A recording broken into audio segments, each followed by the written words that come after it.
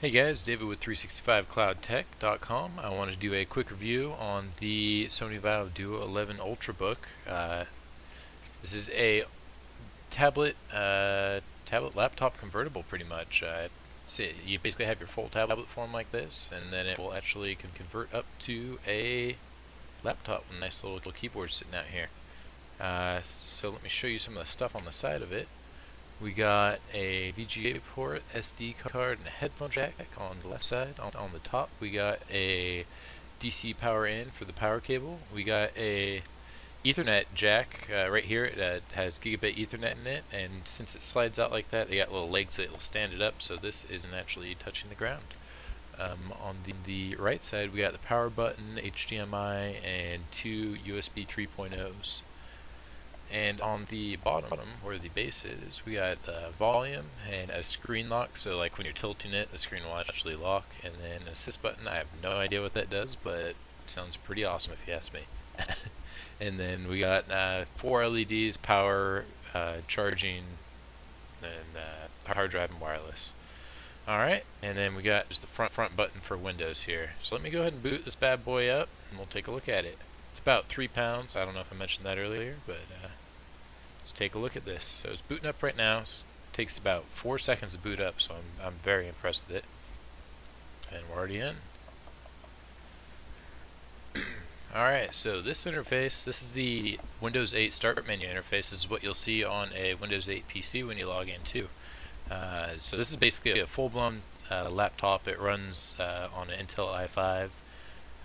It has 6 gigs of RAM in it, and it's an Ivy Bridge processor by Intel. Alright, so just taking a first glance at it in the start menu. Normally it's a lot longer, but I've already thinned it down to kind of what I want on it. It's very smooth. I really like how smooth it is. There's like no frame drops at all in it. Some of the Windows applications that are already in here, I mean, just pulling up the calendar, this is synced with an Exchange account I have for work.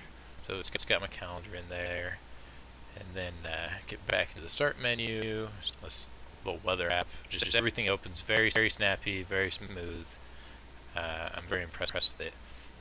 To close apps on this, so if you have something open, you just drag from the top to bottom. It'll grab the app and close it. Yeah, so that's like a quick glance at the start menu here.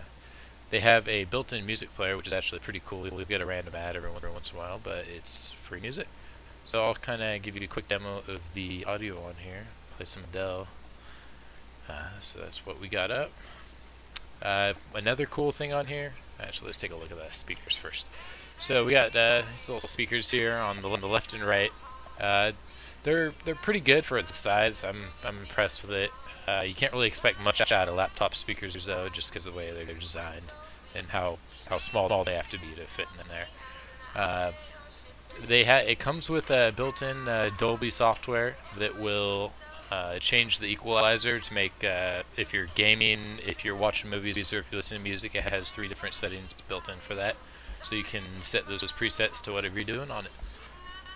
Let's go ahead and I will show you the desktops. So I got a full-blown desktop here, and with Windows 8, when you sign in with your Live ID, your background and some of your settings will all follow you. Like if you use anything, let's see, forget that. Anyways, yeah, so your background will follow you if you log on different Windows 8 machines with your credentials. The cloud service actually makes it transparent, and you'll get this same background on, say, your desktop computer. And what else? All your Internet Explorer links as well will also, like all your favorites and stuff, will be saved through the cloud and synced between your Windows 8 devices, which is pretty cool. I'll do a quick browser demo here. I'll whip this out to the keyboard. So the keyboard's backlit. I have no complaints about the keyboard except for the very first time I used it, where the spacebar is placed and it's small. I naturally wanted to put my thumb on the left and right clickers here, but after about a day's use, it was fine. I never had that issue again while I was typing. Let's take a look at, I'll do a quick browser demo. Go to Amazon.com. trying to get it so you can actually see it good on the camera. So it's very smooth. Scrolling through the site, you can in Internet Explorer, you can zoom in, you can move it all around. Zoom back out. Everything's very smooth. The video quality is really good on this. It's got it runs in 1080p, so 1920 by 1080 resolution, and it's very good. For tabbing through stuff off, so I got my desktop right here. To tab back into, like, say, my music that's running in the background, you go on the left side and you just slide it out, and that will tab through whatever you have open. So anything based off of the start menu here that you open. So say you open weather, tab through, go to music, desktop, weather, because we have it open. But then just to close it, you slide it from top to bottom, and then get back into desktop. Another cool thing I really like about this is say we're in music here and we want to see what we're listening to on the side. You just pull it to the side, then you have all this real estate over here to play with your desktop. So basically you have your music player here on the right. You can put it on either side, whichever you prefer. But most of the apps you can just grab and you can throw to either side and still have your desktop. And that's a really cool feature. I like it. You can also open, say, another application, open people or something like that. There you go. So you can scroll through your people, etc., etc. And you can still tab through it on whatever you have your main desktop screen on, which is really cool. Let's do a demo of Word. I love how snappy all the programs load. It's 128 gigabyte processor, or hard drive, excuse me, solid state. I'll do a written demo in Word here, so I'll do some handwriting. It's going to do some handwriting recognition and try and basically parse out what I was trying to write. So I'll do the quick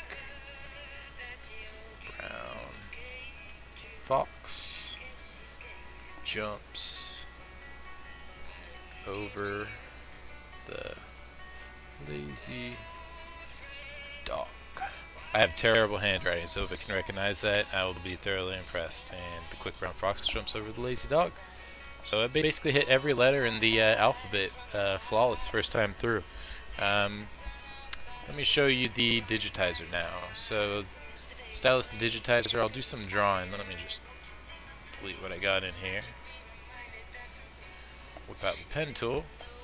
I'll do a demo. I'm just going to do a light touch across the screen, and then I'll do a light to pressing a little bit harder, and I'll just do a hard one. And you can see the differences in the line. So it's pressure sensitive, so it tells how thick you want it to be, or if you want it to just be. Sorry, trying to get that adjusted so you see it. There we go. You can see that a little bit better. So it's got a thin line, a thin to thick, and then a fully thick line. So it recognizes that really good. I mean, if you just want to doodle, put your name in it, etc. It's just really cool. It has really good recognition, and the pressure sensitivity is awesome. That's one thing I really like about this as well. Let me see what else we cover. The battery life on this is about 4.5 hours out of the box. That's with moderate usage from a full charge. I don't really have too many complaints about that because of you're using a full-blown laptop here essentially. So it's running Windows 8. Very impressed with it. I did a lot of streaming on it. I did probably over moderate usage on it, and I got about 4.5 hours out of it. The speed applications load. I'll go ahead and pump up a bunch of applications here. Just go ahead and click through 5 different applications, and bam, they're already all up. So let's see. I'll show you a reboot now. So right side, power, restart. See how quick it restarts and gets back into your desktop. So restarting right now.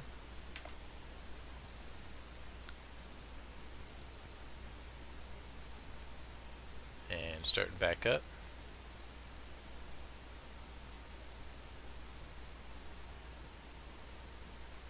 just like that, we are going to be back in our desktop. And then we just pump open a bunch of applications.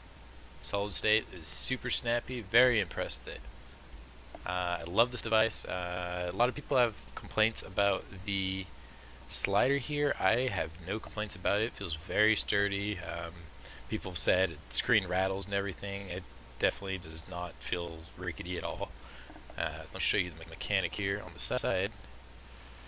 So, I mean, you get a pretty good look at it, how it comes back and then just holds itself up. And then when you're riding on it, it feels fine. I have no issues with that. And then just to pull it down, it just has a little last snap in for the top, and then you pull it up. There you go. And then to do a screen lock, you just pull it out, you go into settings, and then where it says screen here, you just hit that, and there's like a little rotate button here at the top. You just hit that, and it puts a little lock on it. So now, when you go upside down, it'll just stay in the same way that you had it initially. I like to keep that on just because I don't want it to flip around. I like my 1080p resolution right here. The video quality is very good on this. They have a demo of Skyfall on here. Let me see if I can get that up real quick. Maybe I don't think you'll be able to see it very well in the video, but just to humor myself, let's see.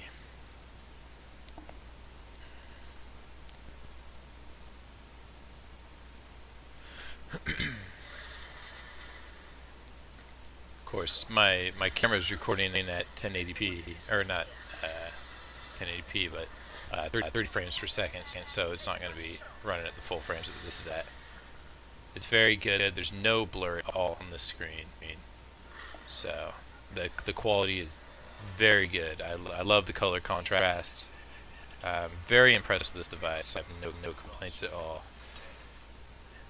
So yeah, that's the quick and dirty demo of the Sony Vaio Duo 11 Ultrabook. Sound quality, already covered that. Already the stylus. I think we're pretty set for this. If you have any questions, go ahead and leave a comment, and I will do my best to get back to you. For the pros and cons, let me just cover those real quick. The pros, well, I love this device. This device is amazing. The only complaints I have is there's no stock stylus holder on the actual device here, just because all the hardware they had to compact into here. And I mean, I can't really to even add a stylus holder in here. It would just add too much length to it. It just wouldn't make sense. So what Sony decided to do, it looks like in the kit you can order separately through Sony. It has a little stylus holder here on the side. And also, if you get the extended battery, which I don't have one right in front of me to demo, it actually clips right in. You pull off this little tab right here, and then it connects as a second battery in there. So your Windows will actually recognize it as there's two batteries in there. It'll tell you what the charges are on both of them. And it just snaps in. It doesn't impede. It has a little slant on it, but it actually has a stylus holder in it, so it'll be a good choice there if you want to get either the case or the extended battery. You can throw the stylus on there, and that's about it. Yeah, if you have any questions, let me know. Alrighty, have a good one, everyone.